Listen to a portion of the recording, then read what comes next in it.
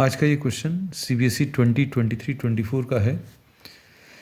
Question का statement, when an alternating voltage of 220 volts is applied across a device X, ये unknown device X है, a current of 0.25 amperes current दिया हुआ है, flows which lags behind the applied voltage, current की value 0.25 amperes दिया है and this current lags behind the voltage by 90 degrees.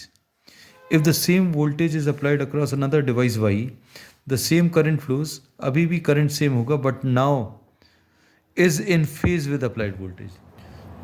To understand the phase relationship आप ये diagram याद रखिएगा, बहुत simple सा है. Current is in phase with potential difference in the case of resistance. VR, potential difference across the resistance, is in phase with current. Potential difference across the inductance leads the current by 90 degrees. Potential difference अगर lead कर रहा है current को तो current lag कर रहा है.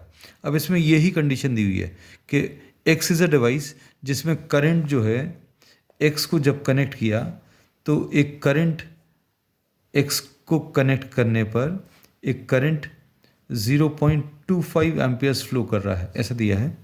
Which lags behind the applied voltage, current जो है लैग कर रहा है. करंट लैग करता है पोटेंशियल डिफरेंस को. किस केस में? इंडक्टेंस के केस में. सो पोटेंशियल डिफरेंस लीड कर रहा है करंट को बाय 90 डिग्रीज और current lags the potential difference by 90 degrees. दोनों एक ही बात है.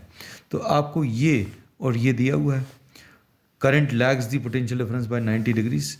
सो this X device is an inductor. X is an inductor. फिर उसके बाद इन्होंने बोला अब if the same voltage is applied across another device Y, the same current flows but now it is in phase with the applied voltage. Current in phase with the applied voltage कब होता है? When the resistance is connected to the circuit. Resistance के case में applied potential difference और current एक ही phase में होता है. और ये चीज़ याद रखना, इसकी इस प्रॉब्लम में ज़रूरत नहीं, but this is simple diagram to remember कि करंट लीड करता है किसको? पोटेंशियल डिफरेंस को. पोटेंशियल डिफरेंस नीचे है, करंट ऊपर है, कितने एंगल से? 90 degrees. So we say that in this case the X device is an inductor क्योंकि करंट लैग कर रहा है, पोटेंशियल लीड कर रहा है. फिर उसके बाद डिवाइस वाई जो है, this device Y is a resistance और a resistor because the potential difference is in phase with the current. अब ये डिसाइड होने के बाद अब हम लोग करंट की वैल्यूज़ लिखेंगे. करंट की value is equal to V divided by XL in case of the inductor, और ये आपको दिया हुआ है 0.25. This is equal to V divided by XL. V की वैल्यू इसमें कितनी है? V is 220 volts, so we will be taking this as 220. 0.25 is equal to 220 divided by XL. So XL will be equal to 220 divided by 0.25. इसको अगर आप solve करें, यह आ जाएगा 220, 100 से मल्टीप्लाई हो जाएगा, नीचे के डेसिमल्स रिमूव कर दिए. This will be 880 ohms. अब सेकेंड केस में इन्होंने बोला जब दूसरा वाला डिवाइस लगाया Y, तो करंट और पोटेंशियल डिफरेंस एक ही फेज में है.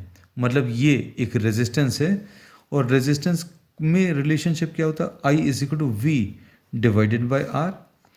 I की वैल्यू 0.25 क्यों करंट सेम है, इन्होंने कहा है 220 डिवाइडेड बाय R.